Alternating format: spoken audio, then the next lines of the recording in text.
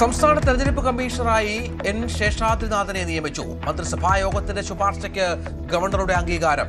സംഘപരിവാർ അനുകൂലിയെ തെരഞ്ഞെടുപ്പ് കമ്മീഷണറാക്കിയതിനെതിരെ കോൺഗ്രസിൽ തർക്കം. നിയമനത്തിനെതിരെ AICC നേതൃത്വത്തിനെ വീണ്ടും സമീപിക്കാൻ കോൺഗ്രസ് നേതാവ് PM നിയാസ്.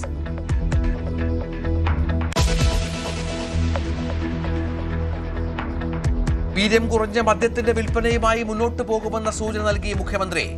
വർദ്ധിച്ചു വരുന്ന മദ്യാസക്തി കുറയ്ക്കാൻ വീര്യം കുറഞ്ഞ മദ്യം ഉപകരിക്കുമെന്ന് ധനബില്ലിലുള്ള മറുപടി പ്രസംഗത്തിൽ സതീശൻ.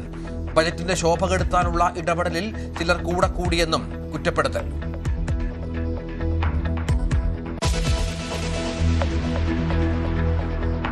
വിഴിഞ്ഞം തുറമുഖത്തെ ഓഹരി കൈമാറ്റത്തിൽ അദാനിയും സർക്കാരും രണ്ടു തട്ടിൽ. MSCയുടെ നിക്ഷേപം സർക്കാർ അറിഞ്ഞില്ലെന്ന് മുഖ്യമന്ത്രി. അനുമതിയില്ലാതെ ഓഹരി കൈമാറാനാവില്ലെന്നും പത്രവാർത്തയിലൂടെ മാത്രമാണ് ഗവൺമെന്റിന്റെ ശ്രദ്ധയിൽപ്പെട്ടിട്ടുള്ളത്. അദാനി പോർട്ട് ഇത് സംബന്ധിച്ചുള്ള ഒരു കത്തടപാടോ ഒരു ഇൻഫർമേഷനോ ഗവൺമെന്റ് നൽകിയിട്ടില്ല. നമ്മുടെ മുൻകൂർ അനുമതി ഇല്ലാതെ അവർക്ക് ഒരു തരത്തിലും ഇതിനകത്ത് ഒരു ചേഞ്ച് ഓഫ് ഓണർഷിപ്പ് ചെയ്യാൻ പാടില്ല.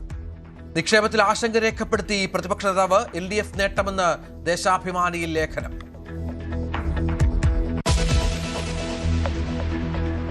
PSC ക്രമക്കേടിൽ കടുത്ത നിലപാടിൽ മുഖ്യമന്ത്രി. ഉന്നതതല അന്വേഷണം ഉടൻ പ്രഖ്യാപിക്കും.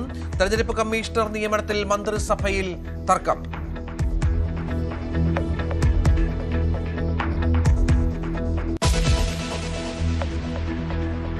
മാസപ്പടി കേസിൽ റിയാസിനെതിരെയും ED അന്വേഷണം.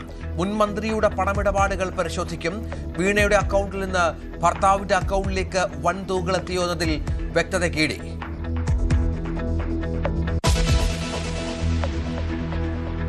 അയോധ്യ ക്ഷേത്രക്കൊള്ള അന്വേഷിക്കാൻ EDയും. ED ഇടപെടൽ തേടി UP സർക്കാർ ഉടൻ കത്ത് നൽകും. ആരെയും വെറുതെ വിടില്ലെന്ന് യോഗി ആദിത്യനാഥ്. തന്നെ ഒറ്റിയതാണെന്ന് ചമ്പത് റായ്.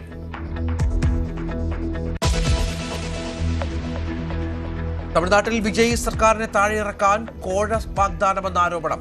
35 കോടി രൂപ വാഗ്ദാനവുമായി സമീപിച്ചുവെന്ന് TVK MLA. 3 പേർ പോലീസ് കസ്റ്റഡിയിൽ. 15 TVK MLAമാരെ സ്വാധീനിക്കാൻ ശ്രമമെന്ന ആരോപണം.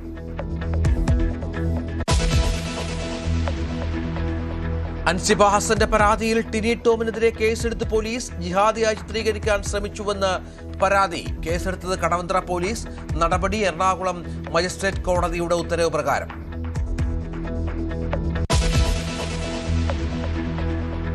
പശ്ചിമേഷ്യയിലെ സമാധാന ശ്രമങ്ങളിൽ അനിശ്ചിതത്വം. അന്തിമ കരാർ ചർച്ചകൾ പുനരാരംഭിക്കുന്നത് സംബന്ധിച്ച് തീരുമാനമായില്ല.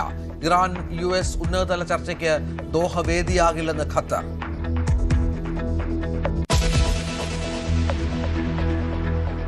അമേരിക്കയിലെ ഇന്ധന പമ്പുടമകൾക്ക് ട്രംപിന്റെ മുന്നറിയിപ്പ്. എണ്ണവില ഉടൻ കുറച്ചില്ലെങ്കിൽ വലിയ പ്രത്യാഘാതങ്ങൾ നേരിടേണ്ടി വരുമെന്ന് ഭീഷണി. എണ്ണവില കുറഞ്ഞിട്ടും പമ്പുകളിൽ വില അന്യായമായി ഉയർന്ന നിലയിലാണെന്ന് ട്രംപ്. ശ്രീലങ്ക പെട്രോൾ ഡീസൽ വില കുറച്ചു.